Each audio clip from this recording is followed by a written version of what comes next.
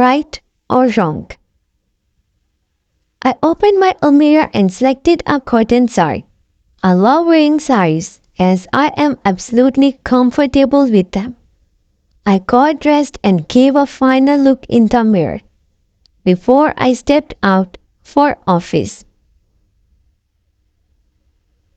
I paused a second to glance at my husband, Puneet, who was sleeping in the other room. Involuntarily, I gave a heavy sigh and came out. I entered the office and, "Hi Sandhya," said Priya. "You are looking perfect in cotton sari."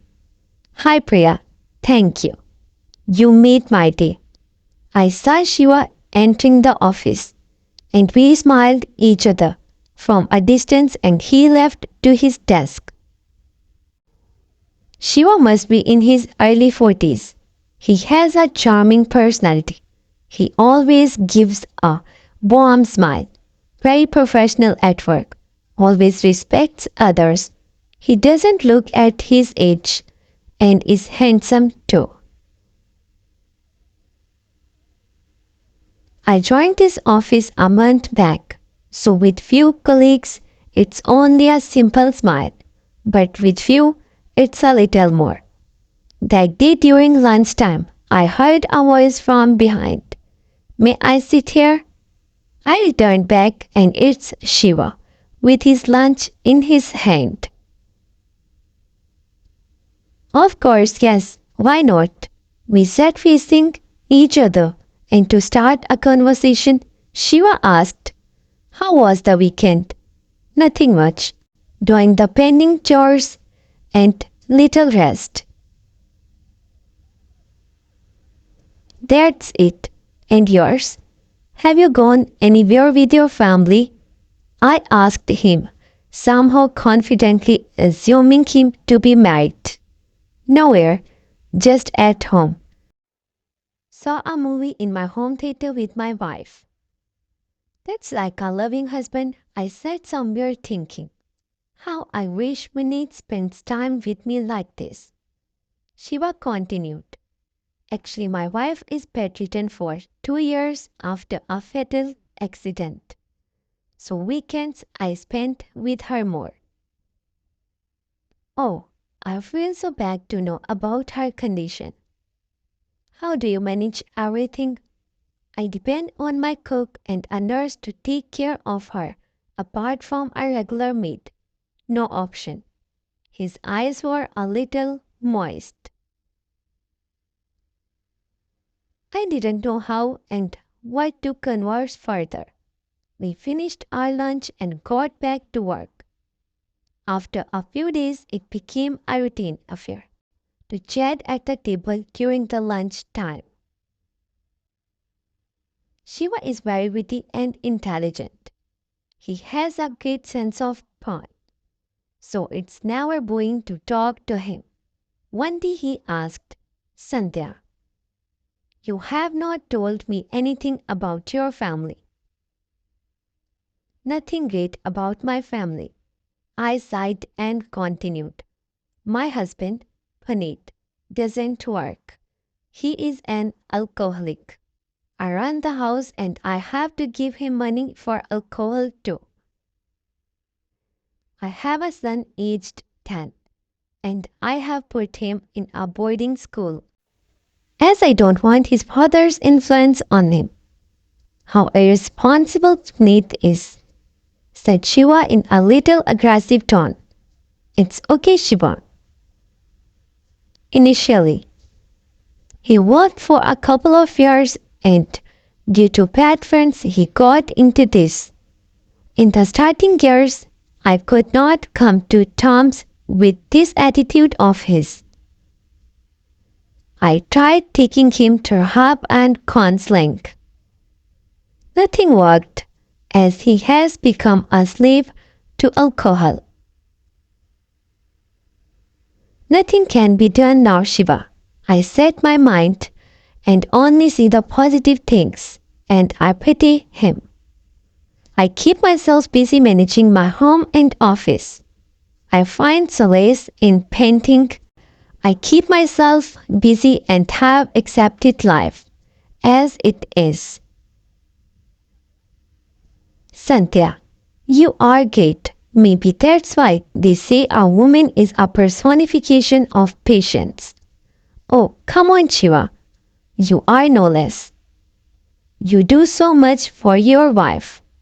You are a devoted and loving husband, too. On one of the days, Shiva said, "You look more beautiful today in this side." I just loved a simple praise from a man. I always long for a basic conversation with Puneet. I am mostly lonely. I found a good friend in Shiva and I am happier these days. I am taking 2 days to leave to meet my son.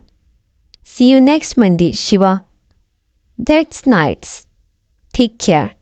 Have a safe journey. Message me once you reach there. These little concerns show how true a person is. Hope you reached safely. Have a great time with your son. Missed our regular conversation during lunch today. These were the messages that Shiva gave me, and I was liking his concern. As usual, Puneet is lost in his own world, where only alcohol exists, and the comparison comes in my mind between the two. After a few days, I got a mail that I and Shiva are to attend a conference at Bangalore for 2 days next week. And 2 rooms have been booked for us in a hotel. We need to buy air tickets which the company will reimburse later. I immediately went to Shiva and asked him to book the flight ticket for me too. Let's prefer the early morning flight so that we can attend the conference the day we land. I said to Shiva. He nodded in agreement. The day has come and Shiva is sitting next to me in the flight. Though we became very friendly in the past few months, never we sat so close. His shoulder is touching mine once in a while. I'm loving the warmth of it, but we both apparently seem to ignore it. The day went on with a lengthy conference and I was damn tired as I got up very early to catch the morning flight. I need an hour's sleep. Too tired, I said to Shiva. Me too. Okay, take rest and by 8:30 p.m. get ready. We will go to the dining area down together. I nodded in agreement this time. I lay in bed and immediately slipped in sleep. I woke up and I got dressed for dinner.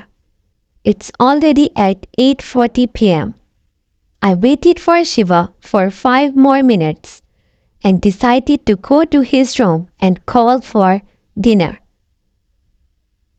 I rang the doorbell and saw him in a towel and he is speaking to someone over the phone. I felt embarrassed and was about to go back to my room. But Shiva signaled me to come in and sit down. I could not say anything as he immediately rushed to take a bath while ending the conversation. I understood that he was talking to his wife. I sat down in one of the 2 chairs kept at the corner of the room and was feeling very embarrassed over the situation. I picked up a magazine from the small table and going through it. I heard the bathroom door being opened, felt further uneasy and dug myself into the magazine. He may have to dress up. What to do now? Where to go? After a minute or so, I felt a hand lifting my chin, and before I could react, Shiva placed a deep kiss on my lips He was again in his towel, and somehow I took or attempted to reciprocate voluntarily. He was kissing my neck, and I put my hand on his bare chest. I felt very different, as I have never touched another man this way. In fact, I can't recollect when Paneet and I made love. I could feel his well-maintained body, and his pouring in kissing everywhere, on my face and lips. He dug his head near my neck, and I lost myself in him. I caressed his hair and longed for more. What happened later cannot be put in words. It's a lovely feeling to be wanted with love, affection, and desperation. After a while we lay side by side, no words spoken, and no need of them too. Surprisingly, I'm not angry on him. Maybe I could understand him more, as we are sailing in the same boat. My mind was racing with many questions. Is this wrong? Are our spouses responsible to some extent that we got tempted like this? Is this already destined? Will I be in an affair with him, or is this a one-time affair? How will our friendship be from now on? Oh my God, how I got tempted like this. Though my mind is reeling with many questions, my heart is in bliss and is happy somewhere, brushing aside the guilt.